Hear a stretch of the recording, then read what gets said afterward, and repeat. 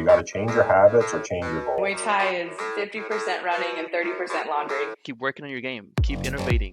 I'm always winning. What is your pro tip? Hello and welcome to another episode of Pro Tip Conversations. Today we have an exciting guest with us. I have the pleasure of speaking with Ross Dewar. Ross is the founder of Cricket Strength, where his mission is to help cricketers get faster, bowl quicker for longer without getting hurt. Dewsy, as he's affectionately known, has worked in professional cricket since 2000, working with Somerset, Northamptonshire. Northants. Northants. That's probably a better way of saying it. Wow, I struggled there. I thought I was going to struggle with Worcestershire, but turned out that was the one that got me. So he's worked with a bunch of counties as the head strength and conditioning coach. Ross has a degree in sports science and a passion for helping cricketers be their best selves. Today, we'll chat with Ross about his journey into strength and conditioning coaching and gain insights into his experience working with cricketers for over 20 years. How are you, mate? I'm good. Thanks for having me on. Looking forward to it. Yeah, thanks for joining us. So let's get right into it. Were you always an active athlete growing up? I love sports. Sports was everything to me growing up in the 80s. I'll show you how old I am, born in 1980. So going back a long time, I loved all sports, football, rugby, cricket, basketball. I was a sports nut. Football was my main love actually growing up. And I was always happy as long as I had some form of football or cricket ball or rugby ball to play with. I was happy as Larry. Nice. And who were your favorite athletes growing up? In football, it was Brian Robson. He was my favorite footballer. Played for Man United in England. So he was my very first one that I remember. But then in cricket, it was Viv Richards, Ian Botham, Joe Garner. A lot of the West Indies, actually, because the West Indies were pretty dominant back then. They used to smash up England all the time. So I was just fascinated by the fast bowling. In Pakistan, actually, Pakistan came across, I think it was in 1992 to play England in Wasim and Wakar were just totally different, rapid Yorkers, hurting people. Yeah. And it just fascinated me. I was just sort of captivated by cricket. I guess fast bowling was a big attractor for you. Yeah, I loved it. I love rugby as well. You get to smash people. But then, there was just something about you could see the sort of the power that the fast bowlers held. The batsman didn't want to face them. And it was just something that sort of captivated me that you could make the batters tremble just running up. So I love the fast bowler. Cool. And so tell us, I guess, about your journey, into being in cricket as a career, right? So what inspired you to get into sports science, I guess? Well, I didn't actually do my degree until I was 10 years into my career. I actually joined the Navy when I was 18, but it didn't last long. I knew it wasn't for me. So I came out and did a diploma to start, and had to work my way through that. And then I just sent off letters, actually. Again, there was no emails back then. So I sent letters off to about 5 or 6 different counties. And I had a message back from Somerset. So went across there and got offered to do it was only a part-time role at the time, to help the second team with sports therapy and fitness. And the money was terrible. There was no guarantee of anything after the first 6 months. I think it was 5K for the first 6 months, but I just knew that it would be a chance to get in there. So I went for it. Went down there it was year 2000, and worked that summer. Absolutely loved it. Wanted to know more. Got asked back for the second year, but I had to. In between that, there was obviously 6 months out of season where I had to go and get another job. So I worked in a gym, as a squash gym. And so whilst doing that, I just kept learning, kept doing sort of sessions for the players, doing treatments for the players over that winter, and just had the sort of thought that the harder I work and the more I learn, the more effective I'm going to be. And then, ended up doing 5 years with Somerset then and loved it. And then went on to Northants after that. I got offered the lead S&C role with Northants at 24. So yeah, it was all pretty not random, but yeah, it was. I had to take a bit of a leap of faith and then just back myself that I would be good enough and learn enough. I mean, when I look back now and I think of the training we did, I cringe, but you should really, because if you haven't learned in the last 23 years what you've been doing. But yeah, it was amazing to get it back then, and it was obviously a very different game than it is now. Yeah. So did you transition into the coaching side of things? Were you playing, whether it was club cricket or county divisions prior to that, before you decided, maybe coaching is where I want to go? Yeah, the closest I got was, I think when I was 16 or 17, I had trials for Dorset, which is a minor county, so not like Northants or Worcester. But then I had shin splints. And the only advice I got, which probably set me on a path really, was, well, you can't play, you're just going to have to rest. So I missed out that season. So I missed my chance to actually play for Dorset, even though I got through the trials. And then I had exams after that and just stopped playing really.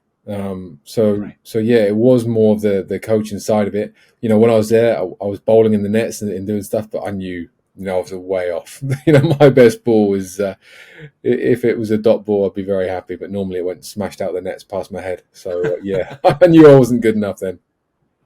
Yeah.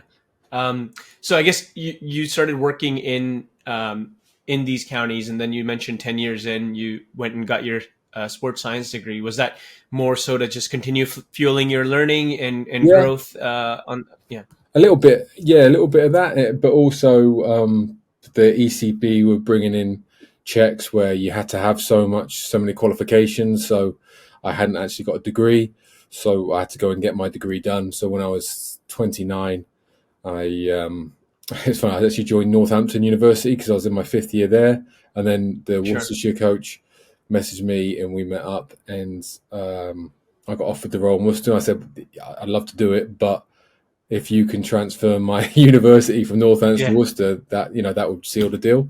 And they did. Yeah. So I moved over to Worcester and did my degree at the same time, which was interesting.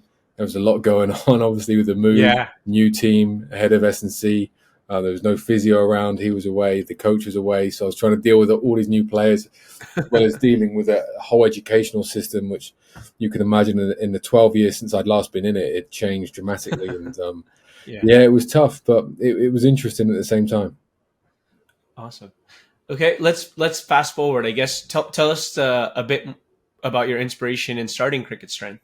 Yeah, no worries. So basically, with when I was at Worcester, in the other teams as well, you'd see trialists come in, maybe for the second team or just in the nets, and I looked at them and they never knew how to prep well.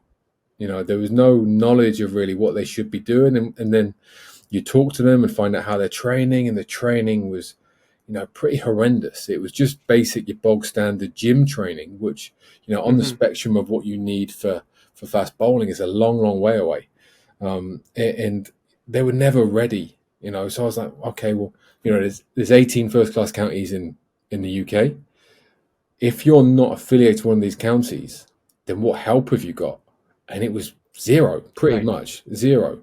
And so I was like, okay, well, maybe there needs to be something in there. So imagine if you're not quite in a county, but you're still quite good and you want to get better, Cricket Strength is for you. But then it expanded, for anyone. So the primarily people we deal with are the people who want to improve their game and get quicker and be a better athlete, but also get over injuries. And that's what really makes me proud, is our record of helping people with stress fractures. There's so many bowlers with stress fractures, how we help them get back, long-term injuries, again, backs, knees, shoulders, getting over injuries and back to playing, but not just back to playing, having a body that's ready to play and robust, which means it doesn't break down again.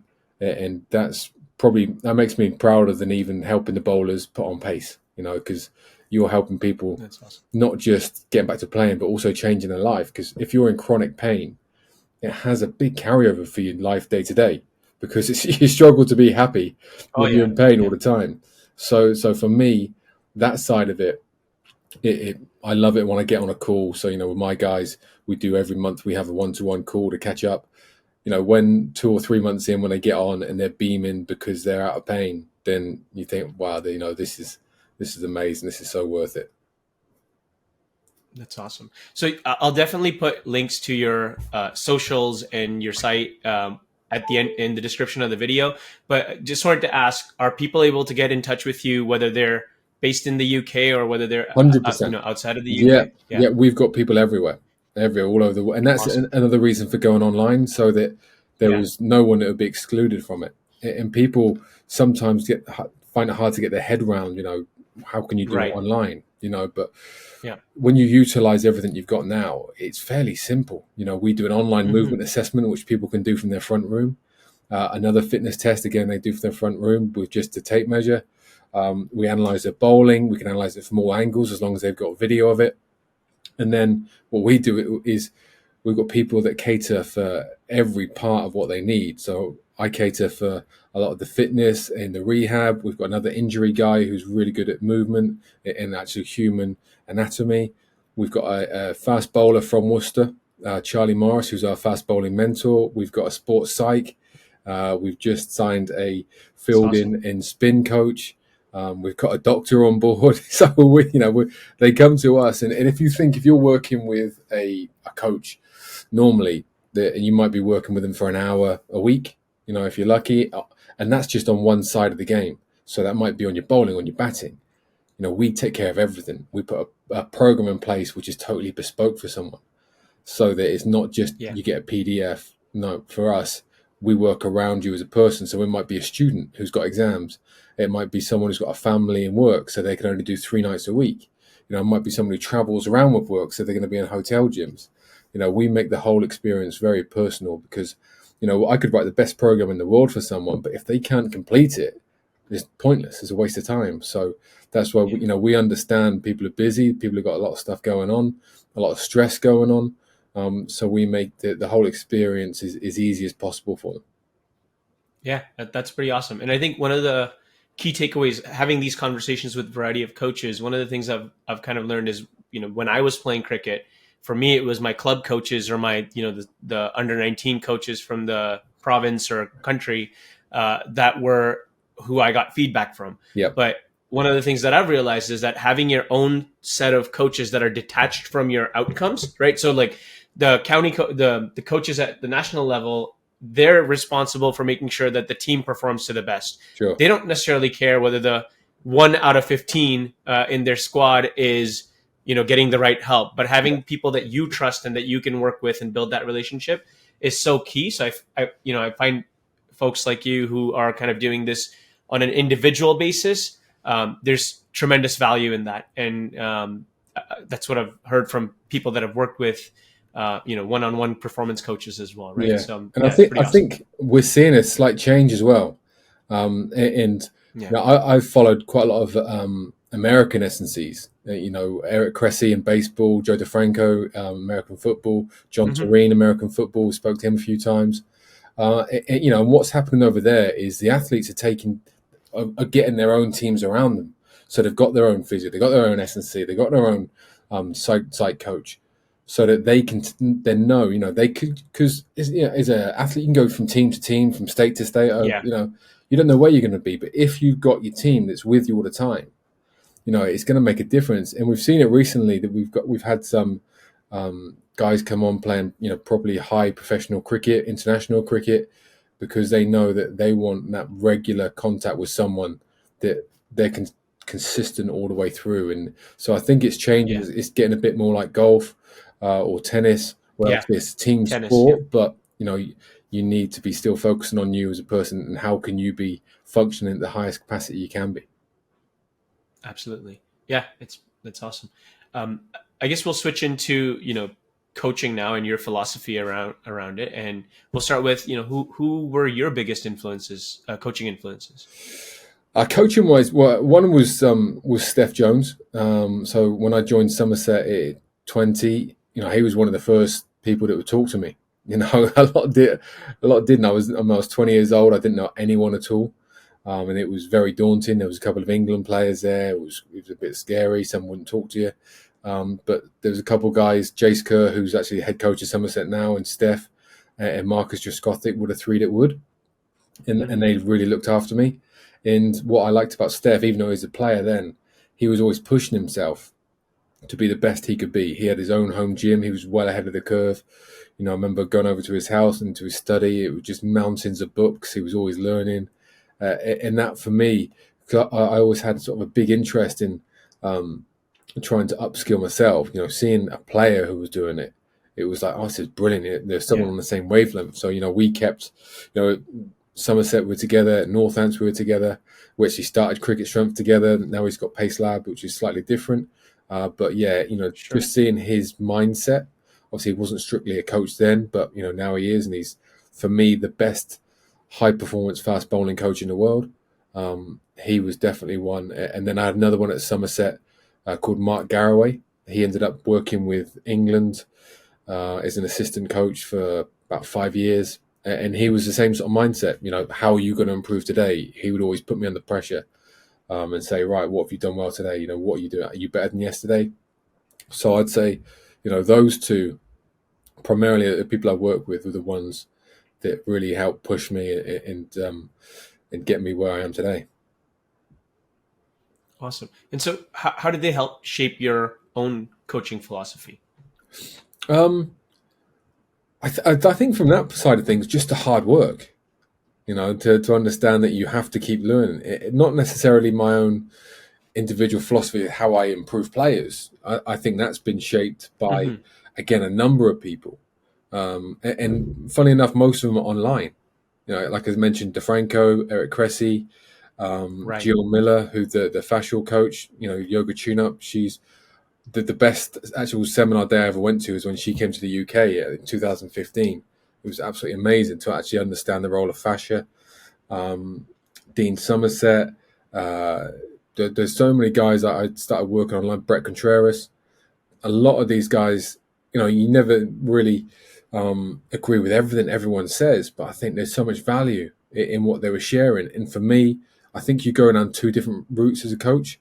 Some go really science-based and never really get their hands dirty working with athletes. I was working with athletes day in, day out. One wrong move and you end a career. So it's always high pressure. Right. So that's why I always went to the people at the coalface working with the players and said, right, success leaves clues. What are these guys doing? But for me, it was always frustrating when you saw someone else say, well, I'm not doing that exercise. There's no empirical evidence behind it. And you're like, well, yeah, but open your eyes. It's not always going to be empirical evidence. So for me, it was actually following the people who were doing well, who were helping players of whatever sort of sport it was, understanding the body. And that's my whole philosophy, and the philosophy of Cricket Strength is body first. If you don't understand how your body works, how your body moves, then there's no point trying to change your bowling action, because we see it all the time. You see just coaches, and I think we need to separate coaches as well. They should be called player mentors rather than coaches, because you get players finish playing one day and then they're a coach the next day. They don't understand the body. They don't understand how it moves. So, again, what they do is try and put things together. And if you give someone a drill, say a front foot contact drill, say they collapse on their front foot, so you're just trying to stop them collapse on their front foot, you don't know how their body's moving. Okay, so if you don't assess and understand how their body moves, you could be giving them drills which are perfectly fine drills, but they're never going to work because their body's not in a state to accept it. So our whole philosophy, assess the body, get the dysfunctions, put them right, and then we can build on top of that. And that's why I firmly believe we have the success we do, but also why it's a pathway to actually clear off a lot of the injuries which are happening at the moment, the stress fractures, the ACLs, all these sorts of things, because we're reacting, we're not getting in front of it. That makes sense. Is there any particular advice that you received from a coach or your own mentors that you remember or that resonated with you? I can't remember who it was, and it might have been something that I read, but it was just, if you can answer the question why, you shouldn't be giving it to someone, And that's so true. It's something I resonate with, and I talk about all the time, and say it to players. If a coach gives you something, if it's a physio, if it's an S&C, if it's a coach, and you ask them, okay, why am I doing this? And they can't answer, then don't do it. We're in a, particularly cricket. So many times I get on if someone wants to join my plan, they have to get on a call with me first. So I sort of qualify them to say if I want them on the plan or not. And I ask them a few questions, and it's like, one of them is like, okay, what advice have you been given by coaches? And it's always the same. Stop falling over, try and bowl taller, try and be better on the back foot. And then when you say, okay, what did they do anything to actually try and help you with this? It's always no. So it's like saying, you're going to go and win the lottery, and then asking for the numbers and then not giving it to you. So it's pointless information. There's just such sort of surface information of that. And the other one is they tell you just to go and get stronger without actually looking to see is that what you need. If a player can't balance on one leg, putting a barbell on the back is not going to help them a hell of a lot. So it's always just ask the question why. Makes sense. And over time you've encountered a lot of different coaches and worked with various coaches. Have you noticed anything that makes a great coach? Any pattern? It's changed a lot. It's changed a hell of a lot. From 2000 to now, it's 23 years. The people you're working with's changed. The whole world's changed. And what would have worked in 2000 wouldn't work now. We'd get you sacked now. To be brutally honest. If I did things that I did in 2000 now, I'd definitely be sacked. There's no question about it. So it's very different. I think now you've got to understand the person. You really have. You've got to understand what's going on in their lives. Their sort of hopes and fears, their worries, all these sorts of things. So now I think that what you're seeing is a sort of new breed of coach that doesn't shout and scream and bawl. It's someone who's quite relaxed. You look at Brendan McCullum for England. He's completely changed the culture of that team. It looks from the outset. I know, again, Marcus is one of my best friends, and he's one of the coaches there. So, you speak to him a little bit and you hear about what's going on, and it sounds like a great environment. But at that level, it almost should be, because you should be pretty good if you're playing for England or Australia or New Zealand. Any of the countries, you should be good. So then it's about, right, how can we allow these players with the unbelievable and you watch the game, you see what Stokes does. You see how Root plays in the Ashes, and when he played a reverse sweep first ball, it's like, what is going on here? But these guys are unbelievably talented, and now it looks like they've got coaches who, instead of stifling it, are allowing it to actually breathe, and it's it's unbelievable to watch. Like I said, it's not just the coaching, but everything's changed since 2000. You'd have never seen that. People played a sweep back in 2000, and everyone went, "Cool, what's he doing?" So the whole game has just changed so much. Yeah, absolutely. And I guess, it's been like that adaptation of the coaches over the course of that time too, right? And it's growth, I suppose, in the game, and where the game is completely different from 2000 as well, with the advent of T20 and more fearless cricket and along those lines. So, I guess on the flip side, what makes a successful client? That when you're working with a player, how do you determine whether you mentioned that you talk to them and whether or not you want to bring them onto your plan? What's the assessment that happens there? Whether is it their commitment, seriousness of whether they really want to do the work? What do you evaluate? It is. It's. I'm quite old school, so I like getting on the call so I can look in their eyes. I know it's across the camera, but you can still see about someone. So it's. I always make a guess. It's always a guess, right? Is he going to be committed? And do they want to be the best player they can be? And that doesn't matter to me if you're Division 3 of a Sunday league in the UK, or you're you're playing a test, but you want to get a little bit quicker, or you're sick of getting injured. If you want to be the best that you can be, and you're good at communication, because that's another key, it is communicating well. Because without that, online work doesn't work. If you don't respond, if you don't engage, it's going to be a lot harder. So Yeah, just seeing how someone is, looking in their eyes, thinking, right, you've been through a lot. You need the help. You need to be on this. Because some straight away, right, this is built for you. You're going to absolutely thrive. And some, the calls generally last about half an hour. Some I've finished after 2 minutes. I've just said, listen, this isn't for you. This really isn't for you. So Right. all the best, but you need to find someone else. So yeah, for me, I like to look in their eyes and say, right, are they going to be committed? Are they going to do the work? But also, is there anyone else lurking in the background? Because sometimes there can be other coaches involved, and I step away then, because if you've got 2 or 3 people giving someone different ideas, the player misses out because they're not quite sure which one to go with. So they'll take a little bit, and they'll never fully get into it. So I just sort of step away then and say, right, again, this isn't for you. But yeah, it's all down to the person, and I think you can pretty much tell someone straight away. I look at things: are they sat up straight? Yeah. Are they engaging? Things like that. So yeah, that's how I sort of analyze them on a call. Makes sense. And then when you're working with clients, or whether that's in person or online, how do you know that your students are really grasping the concepts and are getting themselves to be ultimately competition ready, right? Because they're doing all this work so that they can be on the field and compete. So yeah. I mean, that's the end goal. With all the training, everything we do, it's all about getting on the pitch and performing well. Right. So, we regularly share videos. So if someone's in that period where they're just sort of pre-competition, they'll be sharing videos once a week of their bowling, how they're getting on, how's training going. We do, so like I said, we do a movement screen when they join up. They do that then every month. So then we can chart the progress. So we're always sort of charting progress, looking at numbers, looking at lifts, looking how their sort of body's responding, and then just chatting. The biggest red flag for me is when you don't hear from someone for a month, and you think, right, okay, they're either flying and they're fine, they don't need my help anymore, or they've just gone down a rabbit hole and they've disappeared. So those are the two times you get worried. But we've got 2 or 3 people that are working on the business with me, and they're always in contact as well. So when someone comes on, they know that they're getting looked after by a number of people. Makes sense. All right, we're going to come into our last little section here.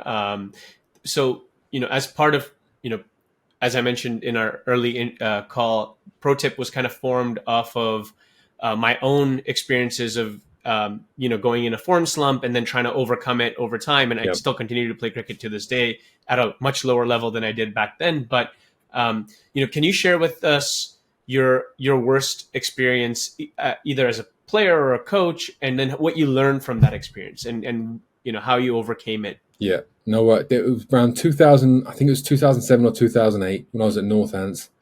I was going through a really poor time personally. I would never leave my house. I wouldn't open the curtain sometimes, and it wasn't in a great place. And when I look back, the training I was doing with the guys, I was missing a lot of stuff. Wasn't assessing as much as I should. We hit the season, and it was the worst season I was involved with soft tissue injuries. And I remember one game very clearly. We were playing Warwickshire, and we were literally down to the bare bones of players. And the captain, Nicky Boyer, who was a South African spinner, he said to me, "Dewsy, what's going on? Why are all these players injured?" And I was like, "Oh, Jesus, this is my fault. This is my fault. It's never 100% your, but that was always me. I was always like, right, I don't point a finger at you. Right, what am I doing? Because I influence what they're doing." So that was my lowest point. But it actually almost made me take stock of myself as well, of pulling myself out of I'm not sure if it was depression. I don't know what it was, but I was in this weird place and managed to pull myself out of it, get my head back in, get back into training. I remember I went and did a week's course at the end of the season with a guy called Mark Comerford, really, really intelligent guy on glutes and movement, and it got me back up and running. So that was one of the lowest times there. Actually, Northants for 5 years, it was tough, to be honest. But yeah, that was definitely when I sort of stopped, thought, right, this isn't good enough. This isn't good enough. So crack on. So yeah, that was the lowest point. Yeah, I mean, as I mentioned, our whole philosophy is that bouncing back from those low points, there's so much learning that happens at those times that it sets you up for greater successes in the future. So it's I think failure is an opportunity, right? So that's awesome. If you don't have failure, if you're going along and everything's brilliant, that's why you see some of the guys who come into the professional game, they haven't had an easy ride. But if you haven't had an easy ride, it makes you work harder. Really strive for it. Mm-hmm. So I think definitely if you instead of just falling down and complaining and crying and blaming everyone else, if you internally can understand, right, I've got to be better here, I've got to do better, then you're definitely going to come back and learn from it, because that's the biggest time you learn is when you do things wrong, or you're really low. So it's definitely something you see in a lot of players who then become successful. Yeah, and what I really like about what you said is that you kind of did an introspection and figured out what you can change, right? Yeah. Like, I mean, I'm sure the reasons for the injuries had to do with whether the players were training well enough and things that were outside of your control, right? Mm-hmm. But ultimately, all I guess we can do is figure out what are the actions we can take to give us the best chance of a good outcome, right? So I think that's so key that sometimes when we're at our lowest, we start blaming all the things that are outside of our control, rather than thinking about, okay, well, here are the changes I can make. Exactly. Right? So, and there's plenty of people that are going to blame you anyway. That there's, I was in the professional game for 22 years. There was a lot of snakes that were trying to take you down all the time. But for me, I always started myself, always, because awesome. If you don't, then you're always sort of going to be deluded that if you think you're doing everything right, you're a long way off. So start with yourself every time. What can you do better? Because you're only in control of yourself. You're not in control of anyone else. So you always start with yourself.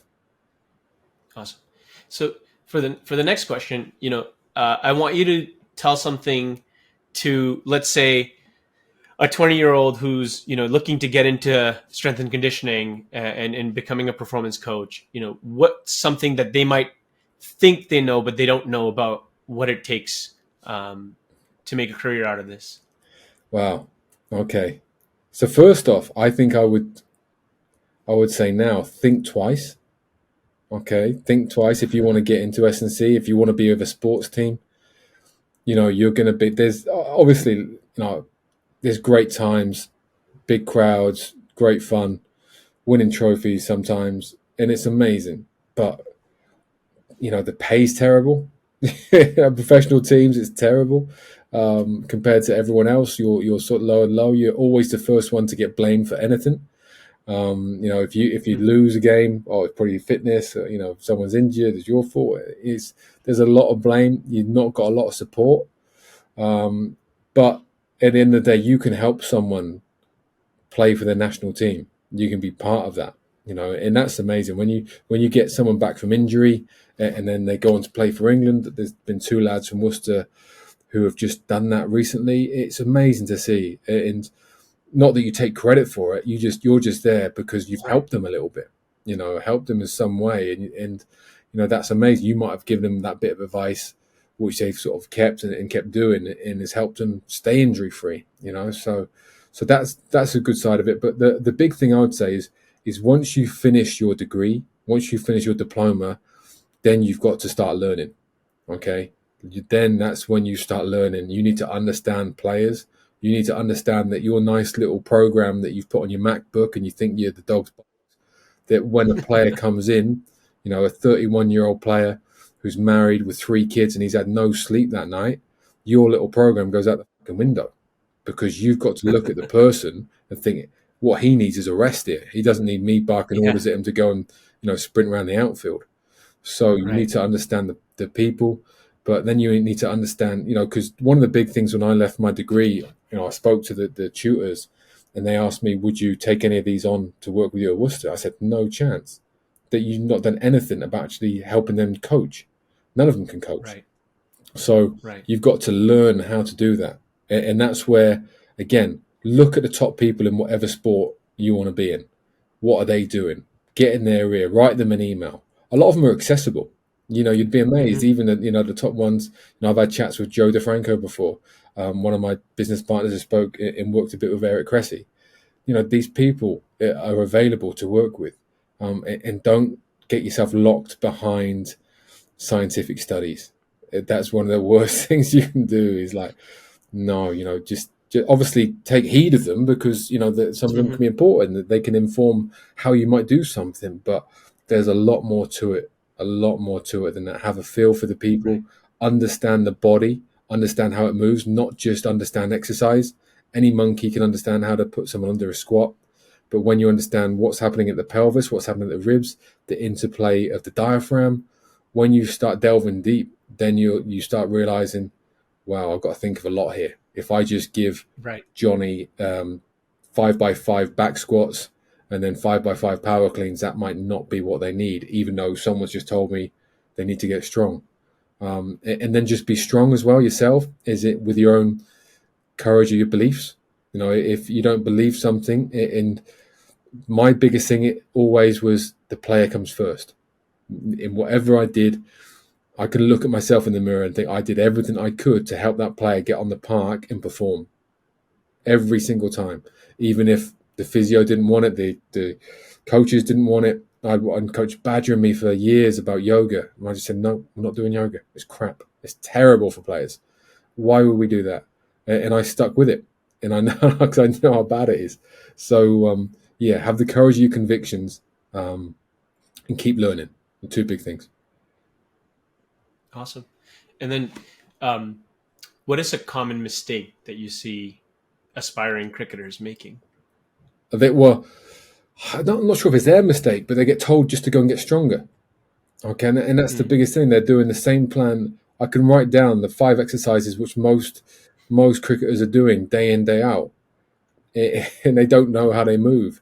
And one of the big things that concerns me is they're attached to counties as well, some of them. And you say, well, what assessments did they do on you to give you this program? And they'll look at you blankly and say, well, I haven't done one. So what's it based on then? You don't take your car into the garage and they guess what to do with the service. So we take more care of cars than we do of our bodies. So that's the biggest thing. But again, that goes back to asking why. If someone hands you a piece of paper with a program and they've never seen you, you can ask them, okay, thank you very much, but what's this based on? You don't have to do it as an art. You can just inquire, say, could you explain to me why I'm doing this? And if it's just surface level crap that they give you back, then you're more than entitled to say, I don't think that's going to be best for me. Makes sense. Yeah. I know we've got a bit R-rated there with the language, so sorry about that. It's all good. I'll get Chris to beep out some of these things. It's okay. I guess maybe that was it. But what is your pro tip then for cricketers? Put your body first. Understand your body. Understand how it moves and how the whole thing integrates. And every sort of job of the coach should be in there somewhere. Normally you've got this triangle of the bowling coach, the S&C, the physio, and they always do different things, and they're not working together. And then the player sort of bounces around. Everything needs to be player centered. Every exercise, say someone's had a stress fracture, everything from the very first sort of exercise they do afterwards, right up to just before they play, should be centered on making sure it doesn't happen again, but also that they can be back playing better than before. What happens usually is they just rest. Then they do the same training as before. Nothing's changing their action. So guess what happens next? The same cycle. Now suddenly they'll get injured again and they'll scratch their heads. But I did the rest, and then I did the squats that idiot wanted me to do, and I'm back playing, but now it's happened again. You've not broken any cycles. You've not understood why has it happened to start with. And we know it's not really a workload thing, because we're seeing spinners get stress fractures with very limited bowling. We're seeing bowlers get stress fractures at the start of the season with very low loads. So it's not a load. It's a mechanical issue that we need to put right. And you don't put it right by putting a barbell on your back. Right. Well, I guess we're going to jump into our last bit, which is the rapid fire round. Okay. So, first thought that comes to your mind. Some of these things, you can take it as your favorite drill or exercise rather than, one that you like to prescribe, because as you said, maybe it's different for each person, right? Yeah. So, but we'll jump into it anyway. So I think you might have answered the first one, but favorite cricketer of all time? Oh, all time. I think it's got to be Botham. Ian Botham. Both. And then, do you have a favorite cricket equipment brand? Kookaburra. Cool. Yeah.